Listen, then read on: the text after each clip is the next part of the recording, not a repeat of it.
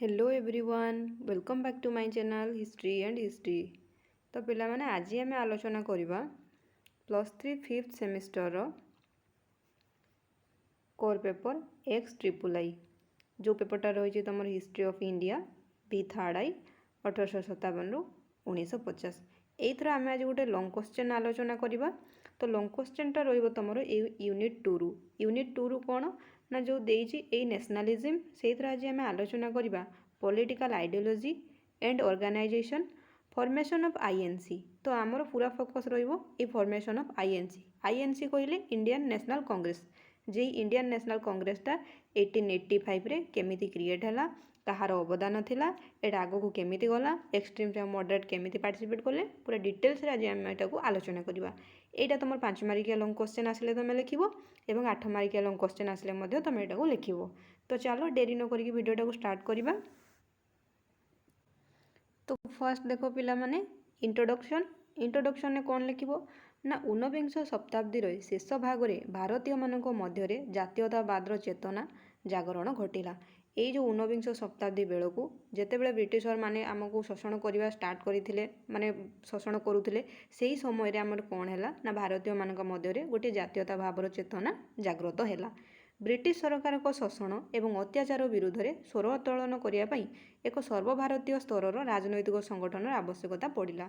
जितेबाला ये ब्रिटिशर माने आमको शोषण करुले अत्याचार करुले तो एगेन्स्ट आम गोटे स्वर उत्तोलन करने गोटे सर्वभारतीय माने ऑल इंडिया बेसिक रे आमको गोटे संगठन गठन करने आवश्यकता पड़ा। बुझे यही परिप्रेक्षी में 1885 मसीह भारतीय जातीय कांग्रेस गठित होता।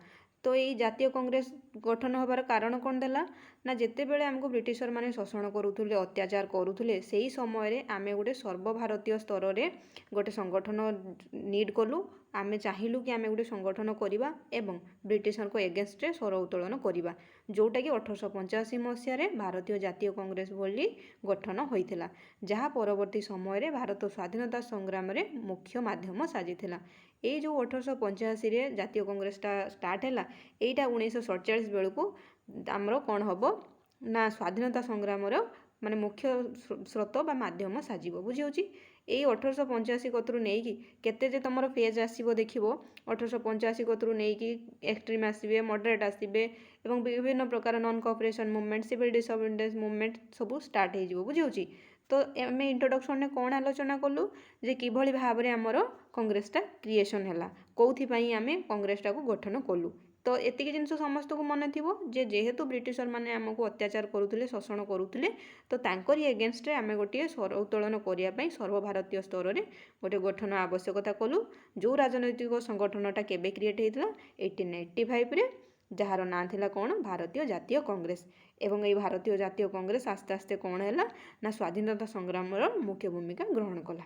एतिक समस्त को बुझा पड़ी। नेक्स्ट जीवा नेक्स्ट आम ए आलोचना करवा कांग्रेस प्रतिष्ठा और प्रथम अधिवेशन ये जो कांग्रेस स्टार्ट केमिति है आ फास्ट अधिवेशनटा कौटी होता फॉर्मेशन एंड फर्स्ट सेशन। देखो कौच प्रतिष्ठाता किए थे ना जड़े अवसर प्राप्त ब्रिटिश शासक प्रशासनिक सेवा करुले किए ना सी हेले आलान ऑक्टावियन ह्यूम। तो ये आम कौन जानिलु ना ये जो आलान ऑक्टावियन ह्यूम जड़े कौन अवसर प्राप्त ब्रिटिश प्रशासनिक सेवा अधिकारी थिले कौन पदवी थे ICS बुझे।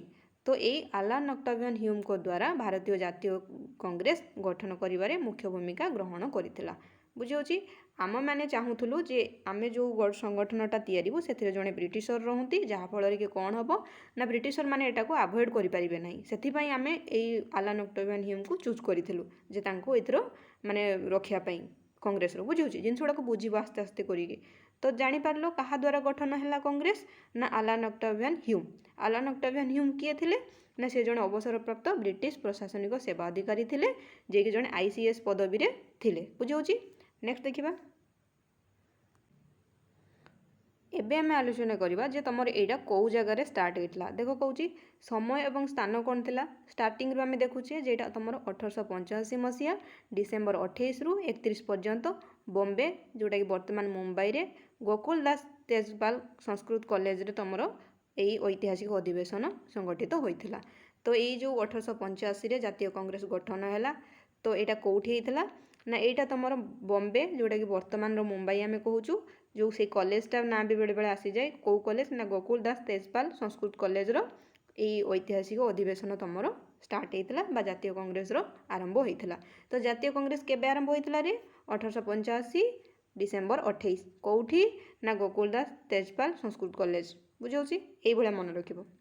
तापर देख प्रथम सभापति ये किए थे ना ये देख कहूँ यही प्रथम अधिवेशनर कलिकतार प्रसिद्ध बारिस्टर उमेश चंद्र बानर्जी सभापतित्व करते। तो फर्स्ट सभापति तो जिते आसो जो तुम इंडियन नेशनल कांग्रेस फास्ट अधिवेशन किए थे तुम सभापति ना सी हूँ तुम उमेश चंद्र बानर्जी बुझाऊँगी। नेक्स्ट देखा नेक्स्ट देख कहूँ ए सदस्य किए किए थे ना यही प्रथम सभार समग्र 32 जन डेलीगेट्स थे केते जन 72 डेलीगेट्स थे बुझाऊँगी। एथिरे दादा भाई नारोजी फिरोजा मेहता एवं दिनसावासिको भली प्रमुख नेता सामिल थे। तो सदस्य किए थे मन रखिबो ना दादा भाई नारोजी थे फिरोजा मेहता थे एवं दिनसावासियों भली नेता सबू यही अधिवेशन में पार्टिसिपेट करते। कौ अधिवेशन ना फास्ट अधिवेशन में केते जन डेलीगेट थे ना 72 डेलीगेट्स पार्टिसिपेट करते फास्ट कांग्रेस सेशन में बुझाऊँगी। नेक्स्ट आम आलोचना करवा गठनर पृष्ठभूमि और कारण बैकग्राउंड एंड रीजन थिला कौन ये तुम इंडियन नेशनल कांग्रेस गठनर देख कहूँ भारतीय जातीय कांग्रेस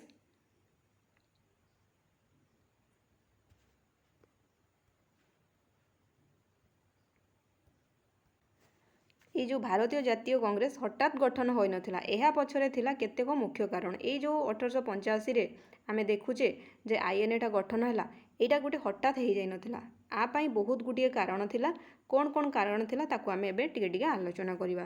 तो देख फास्ट होची तुम राजनैतिक सचेतनता राजनैतिक सचेतनता कौन ना पाश्चात्य शिक्षार प्रसार जो भारतीय शिक्षित मध्यवित्त श्रेणीर निजर अधिकार विषय सचेतन हेले जेतेबेले ब्रिटिशर माने आमको पाश्चात्य शिक्षा देले आमे शिक्षा ग्रहण कलु शिक्षा ग्रहण कला परे आमे क्वेश्चन करवा शिखीगलु बुझाऊँगी।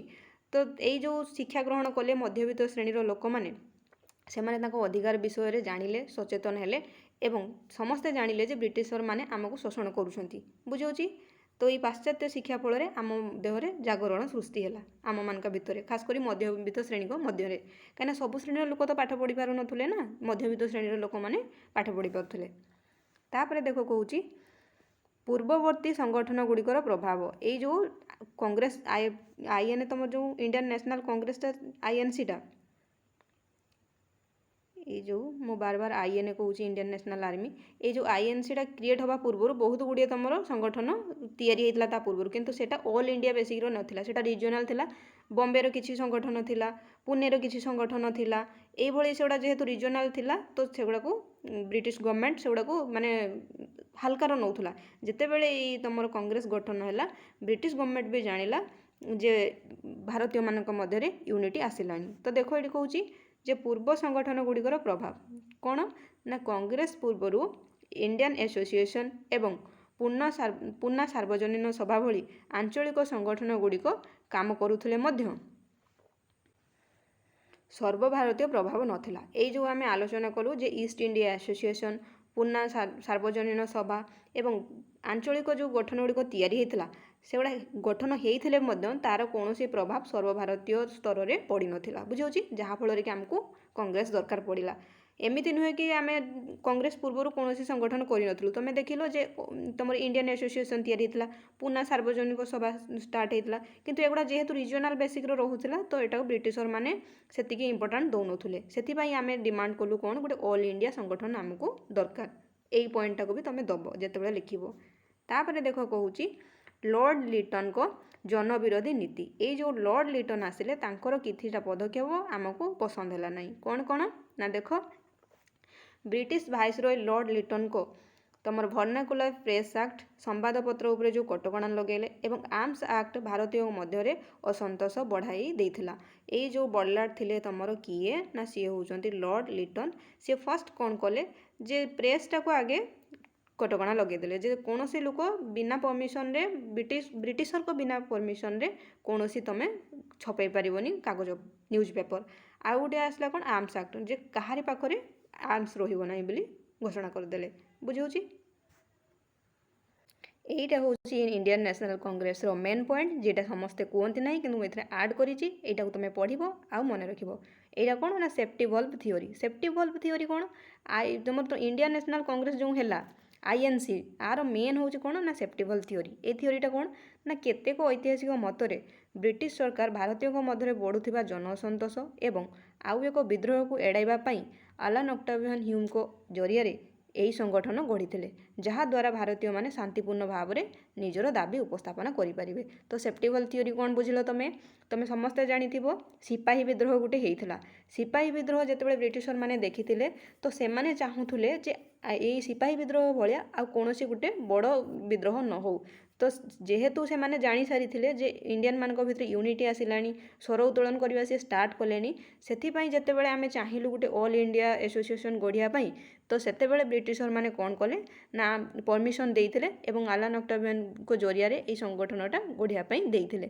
ଯଦ୍ୱାରା କି କ'ଣ ହେବ ନା ଭାରତୀୟ ଆଉ ବ୍ରିଟିଶରମାନଙ୍କ ଭିତରେ ଶାନ୍ତିପୂର୍ଣ୍ଣ ଗୋଟେ ଆଲୋଚନା ହେଇପାରିବ। ବୁଝାଉଛି ତ ଜିନିଷଟାକୁ ବୁଝିପାରିଲ ସେଫ୍ଟି ଭଲ୍ଭ ଥିଓରି କ'ଣ ନା ସେଫ୍ଟି ଭଲ୍ଭ ଥିଓରି ହେଉଛି କେତେଜଣ ହିଷ୍ଟୋରିଆନଙ୍କ ମତରେ ବ୍ରିଟିଶ ସରକାର ଏବଂ ଭାରତୀୟ ମଧ୍ୟରେ ବଢ଼ୁଥିବା ଜନସନ୍ତୋଷକୁ ଏକ ବିଦ୍ରୋହକୁ ଏଡ଼ାଇବା ପାଇଁ ଏକ ବଡ଼ ବିଦ୍ରୋହକୁ ଏଇ ଲାଇନ୍ଟାକୁ ମନେ ରଖିବ ବିଦ୍ରୋହକୁ ଏଡ଼ାଇବା ପାଇଁ ଆଲାନ୍ ଅକ୍ଟାଭିଆନ୍ ହ୍ୟୁମ୍ଙ୍କ ଜରିଆରେ ଏହି ସଂଗଠନ ଗଢ଼ିଥିଲେ ଯାହାଦ୍ୱାରା କି ଭାରତୀୟମାନେ ଶାନ୍ତିପୂର୍ଣ୍ଣ ଭାବରେ ନିଜର ଦାବି ଉପସ୍ଥାପନ କରିପାରିବେ। ଏଇଟା ହେଉଛି ତୁମର ସେଫ୍ଟି ଭଲ୍ଭ ଥିଓରି। ଖାଲି ସେଫ୍ଟି ଭଲ୍ଭ ଥିଓରି ନୁହେଁ, ଏଠି ତିନିଟା ତୁମର ଜିନିଷ ଥିଲା। ଗୋଟେ ସେଫ୍ଟି ଭଲ୍ଭ ଥିଓରି ଯେଉଁଟା ମୁଁ ତୁମକୁ ପଢ଼େଇଲି ଏଇଟା ଇମ୍ପୋର୍ଟାଣ୍ଟ, ଆଉ ଗୋଟେ ଥିଲା ତୁମର କନ୍ସପିରେସି ଥିଓରି, ଆଉ ଗୋଟେ ହେଉଛି ଲାଇଟ୍ ଆଣ୍ଡ କଣ୍ଡକ୍ଟ ଥିଓରି। ବୁଝାଉଛି ଏଇଟା ମେନ୍ ଯେହେତୁ ମୁଁ ଏଇଟା ଦେଇଛି। ନେକ୍ସଟ ଦେଖିବା। ତ ଏବେ ଆମେ ଆଲୋଚନା କରିବା ଭାରତୀୟ ଜାତୀୟ କଂଗ୍ରେସର ମୁଖ୍ୟ ଉଦ୍ଦେଶ୍ୟ କ'ଣ ଥିଲା ଆଉ ଅଭିମୁଖ୍ୟ ଏମ୍ ଆଣ୍ଡ ଅବଜେକ୍ଟିଭ୍ କ'ଣ ଥିଲା ଏଇ ଇଣ୍ଡିଆନ୍ ନ୍ୟାସନାଲ୍ କଂଗ୍ରେସର। ଦେଖ ପ୍ରଥମ ଅଧିବେଶନରେ ସଭାପତି କରିଥିବା ତୁମର ଉମେଶ ଚନ୍ଦ୍ର ବାନାର୍ଜୀ କଂଗ୍ରେସରେ ନିମ୍ନଲିଖିତ ମୁଖ୍ୟ ଉଦ୍ଦେଶ୍ୟ ଗୁଡ଼ିକ ବିଷୟରେ ଆଲୋକପାତ କରିଥିଲେ। କ'ଣ ଉମେଶ ଚନ୍ଦ୍ର ବାନାର୍ଜୀ କହିଥିଲେ ନା ଜାତୀୟ ଏକତା ପ୍ରତିଷ୍ଠା କରିବା। ଫାର୍ଷ୍ଟ ପଏଣ୍ଟ ହେଉଛି କ'ଣ ନା ଆମ ଭିତରେ ଏକତା ସୃଷ୍ଟି କରିବା। ଆମ ଭିତରେ କ'ଣ ପାଇଁ ନା ଦେଖ ଜାତି, ଧର୍ମ, ବର୍ଣ୍ଣ ଏବଂ ଆଞ୍ଚଳିକ ସଂକୀର୍ଣ୍ଣତାଟାକୁ ଭୁଲି ସମଗ୍ର ଭାରତୀୟଙ୍କ ମଧ୍ୟରେ ଏକତା ଏବଂ ଜାତୀୟତା ଭାବ ସୃଷ୍ଟି କରିବା। ଯେହେତୁ ମାନେ ଡିଭାଇଡ୍ ରୁଲ୍ ଖେଳୁଥିଲା କିଏ ନା ବ୍ରିଟିଶରମାନେ। ଦେଖିଲ ତୁମେ ବେଙ୍ଗଲ ପାର୍ଟିସନ୍ ହେଇଗଲା କେବେ 1905ରେ। ତ ସେଥିପାଇଁ ଆମେ ଚାହୁଁଥିଲୁ କ'ଣ ନା ଆମ ଭିତରେ ୟୁନିଟ୍ ରହୁ। ବୁଝାଉଛି ସେଥିପାଇଁ ଆମେ ଚାହୁଁଥିଲୁ ଯେ ଗୋଟେ ଅଲ୍ ଇଣ୍ଡିଆ ଆସୋସିଏସନ୍ ଗଠନ କରିବା ପାଇଁ ଯେଉଁଥିରେ କି ଆମେ ଜାତି ଧର୍ମ ସବୁକୁ ଛାଡ଼ିକି ଆମ ଭିତରେ ଏକତା ସୃଷ୍ଟି କରିବା। ବୁଝାଉଛି ସେକେଣ୍ଡ ପଏଣ୍ଟ ଦେଖ କହୁଛି ସାଧାରଣ ରାଜନୈତିକ ମଞ୍ଚ ମାନେ ଏଇଟା ଗୋଟେ ସାଧାରଣ ରାଜନୈତିକ ମଞ୍ଚ ହେବ। ଦେଶର ବିଭିନ୍ନ ପ୍ରାନ୍ତରୁ ସେବା ମନୋଭାବ ରଖୁଥିବା ନେତା ଓ କର୍ମୀମାନଙ୍କୁ ଏକାଠି କରି ଦେଶର ସମସ୍ୟା ଉପରେ ଆଲୋଚନା କରିବା ଥିଲା ଏହାର ଆଉ ଗୋଟେ ଉଦ୍ଦେଶ୍ୟ। ତ ଦୁଇଟା ଉଦ୍ଦେଶ୍ୟ ଦେଖିଲ କ'ଣ ନା ଫାର୍ଷ୍ଟଟା କହୁଛି ଜାତୀୟ ଏକତା ପ୍ରତିଷ୍ଠା କରିବା। ଜାତୀୟ ଏକତା କ'ଣ ନା ଜାତି ଧର୍ମ ବର୍ଣ୍ଣ ନିର୍ବିଶେଷରେ ଆମେ ଗୋଟେ ଭାରତୀୟ ସଂଗଠନ କ୍ରିଏଟ୍ କରିବା ଯେଉଁଟାକି ଆମ ଭିତରେ ୟୁନିଟ୍ ରଖିବ। ସେକେଣ୍ଡ ପଏଣ୍ଟ ତୁମକୁ କ'ଣ କହୁଛି ନା ସାଧାରଣ ରାଜନୈତିକ ମଞ୍ଚ ନା ଏମିତି ଗୋଟେ ମଞ୍ଚ ଆମେ କ୍ରିଏଟ୍ କରିବା ଯାହାଫଳରେ କି ଅଦର ଷ୍ଟେଟ୍ରୁ ଅଲ୍ ଇଣ୍ଡିଆରୁ ଆସିକି ଲୋକମାନେ ପାର୍ଟିସିପେଟ୍ କରିବେ। ବୁଝାଉଛି ଏବଂ ନିଜର ମତାମତ ଦେବେ। ଥାର୍ଡ଼ରେ ଦେଖ କହୁଛି ବ୍ରିଟିଶ ସରକାରଙ୍କ ନିକଟରେ ଦାବି ଉପସ୍ଥାପନ। ଭାରତୀୟ ଜନସାଧାରଣଙ୍କ ସମସ୍ୟା ଆଶା ଓ ଆକାଂକ୍ଷାକୁ ବ୍ରିଟିଶ ସରକାରଙ୍କ ସାମ୍ନାରେ ଶାନ୍ତିପୂର୍ଣ୍ଣ ଉପାୟରେ ସ୍ଥାପନ କରିବା। ତ ଏଇ ବ୍ରିଟିଶ ସରକାରଙ୍କ ନିକଟରେ ଦାବି ଉପସ୍ଥାପନା କରିବା ପାଇଁ ବି ଆମ ପାଖରେ ମାନେ ମିଡିଲମ୍ୟାନ୍ ନଥିଲେ। ତ ଆମେ ଚାହୁଁଥିଲୁ ଏଇ ଜାତୀୟ କଂଗ୍ରେସ ଦ୍ୱାରା କ'ଣ ହେବ ନା ଭାରତୀୟ ଜନସାଧାରଣଙ୍କ ସମସ୍ୟା ଯାହା ଆମର ସମସ୍ୟା ଅଛି ଏବଂ ଆଶା ଆକାଂକ୍ଷା ଅଛି ଆମେ ବ୍ରିଟିଶ ସାମ୍ନାରେ ଆହାରି ଦ୍ୱାରା ପହଞ୍ଚାଇବା ପାଇଁ ଆମେ ଚାହୁଁଥିଲେ। ତାପରେ ଦେଖ କହୁଛି ଶାସନ ସଂସ୍କାର ଦାବି। ଆଉ କ'ଣ ଆମର ଦାବି ଥିଲା ନା କେନ୍ଦ୍ରୀୟ ଓ ପ୍ରାଦେଶିକ ବ୍ୟବସ୍ଥାପିକା ସଭାରେ ଭାରତୀୟ ପ୍ରତିନିଧି ସଂଖ୍ୟା ବୃଦ୍ଧି କରିବା ଏବଂ ପ୍ରଶାସନିକ ସଂସ୍କାର ଆଣିବା।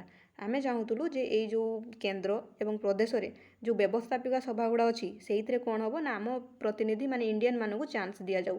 ବ୍ରିଟିଶରମାନେ ଏଟାକୁ ତ ମାନି ନେବେ କିନ୍ତୁ ସେଥିରେ କ'ଣ କରିଦେବେ ନା ସେଥିରେ ନମିନେସନ୍ କରିଦେବେ। ଏଇଟା ବହୁତ କ୍ରିଟିକାଲ୍ ହେବ ଆସ୍ତେ ଆସ୍ତେ। ବୁଝାଉଛି ଆଜି ଆମେ କଂଗ୍ରେସ ପଢ଼ୁଛୁ ଯେତେବେଳେ ଆମେ ପଢ଼ିବା ହେଉଛୁ ତୁମର ଷ୍ଟାର୍ଟ ହେବ ଯେଉଁ ତୁମର 1919 ଆକ୍ଟ ହେରିକା 1993 ହେରିକା ଆକ୍ଟ ସେଇଗୁଡ଼ା ଦେଖିବ। ତାପରେ ଦେଖ ଅର୍ଥନୈତିକ ଶୋଷଣ ବିରୋଧୀ କ'ଣ ଥିଲା ନା ଭାରତର ଧନ ସମ୍ପତ୍ତି ବ୍ରିଟେନକୁ ଚାଲି ଯାଉଥିବାରୁ ଡ୍ରେନ୍ ଅଫ୍ ୱେଲ୍ଥ ତାହାର ପ୍ରତିବାଦ କରିବା ଏବଂ ଭାରତୀୟ ଗରିବ ଚାଷୀ ଓ ଶ୍ରମିକ ଉପରୁ କର ଭାର ହ୍ରାସ କରିବା ଥିଲା ଆମର ଆଉ ଗୋଟିଏ ଉଦ୍ଦେଶ୍ୟ। ଯେ ଆମେ ଚାହୁଁଥିଲୁ ଆମ ସମ୍ପତ୍ତି ଆମ ପାଖରେ ରହୁ, ଯେଉଁ ନେଇଯାଉଛି ବ୍ରିଟେନ ଆଉ ଆମକୁ ସେଥିରୁ କିଛି ଫାଇଦା ମିଳୁନି, ତ ଆମେ ଚାହୁଁଥିଲୁ ଏଇଟାକୁ ରୋକିବା ପାଇଁ ବା ବିରୋଧ କରିବା ପାଇଁ। ବୁଝିହେଉଛି?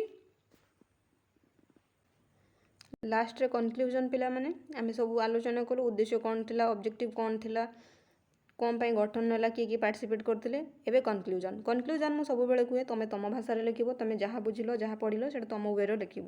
କିନ୍ତୁ ଯେଉଁମାନଙ୍କୁ ଜଣା ନାହିଁ କନକ୍ଲୁଜନ୍ ଲେଖିବା, ଏଇଟା ଦେଖ ଆରମ୍ଭ ସମୟରେ ଭାରତୀୟ ଜାତୀୟ କଂଗ୍ରେସର ଆଭିମୁଖ୍ୟ ନରମପନ୍ଥୀ ବା ନମ୍ର ଥିଲା। ଶାନ୍ତିପୂର୍ଣ୍ଣ ଦରଖାସ୍ତ ଓ ପ୍ରାର୍ଥନା ଜରିଆରେ କାର୍ଯ୍ୟ ହାସଲ କରିବା ଉଦ୍ଦେଶ୍ୟ ଥିଲା।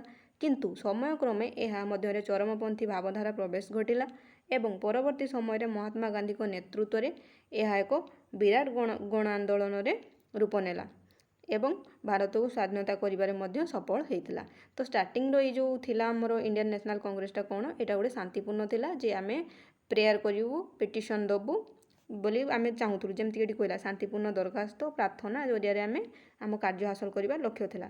କିନ୍ତୁ ଯେତେବେଳେ ଆସ୍ତେ ଆସ୍ତେ କଂଗ୍ରେସକୁ ଗ୍ରହଣ କଲାନି, ମାନେ କଂଗ୍ରେସର କୌଣସି କଥାକୁ ଆକ୍ସେପ୍ଟ କଲାନି କିଏ, ବ୍ରିଟିଶ ଗଭର୍ଣ୍ଣମେଣ୍ଟ, ସେତେବେଳେ ଆମେ କ'ଣ କଲୁ ନା ଚରମପନ୍ଥୀ ନୀତି ମଧ୍ୟ ଆପଣେଇବା ପାଇଁ ପଛେଇଲୁ ନାହିଁ। ତାପରେ ତୁମର ମହାତ୍ମା ଗାନ୍ଧୀଙ୍କର ପ୍ରବେଶ ହେଲା କେଉଁଠି, କଂଗ୍ରେସକୁ।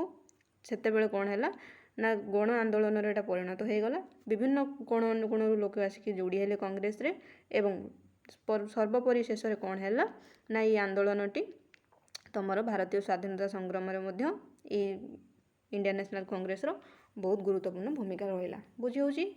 ତ ଭିଡ଼ିଓଟାକୁ ଫୁଲ୍ ଦେଖିବ, ଯଦି କିଛି ଡାଉଟ୍ ଥାଏ ମୋତେ କମେଣ୍ଟରେ ଜଣାଇବ। ଆଉ ଭିଡ଼ିଓ ଯଦି ଭଲ ଲାଗିଥିବ ଗୋଟେ ଲାଇକ୍ କରିବ, ସେୟାର କରିବ, ସବସ୍କ୍ରାଇବ୍ କରିବା ପାଇଁ ଜମା ବି ଭୁଲିବନି। Thanks for watching.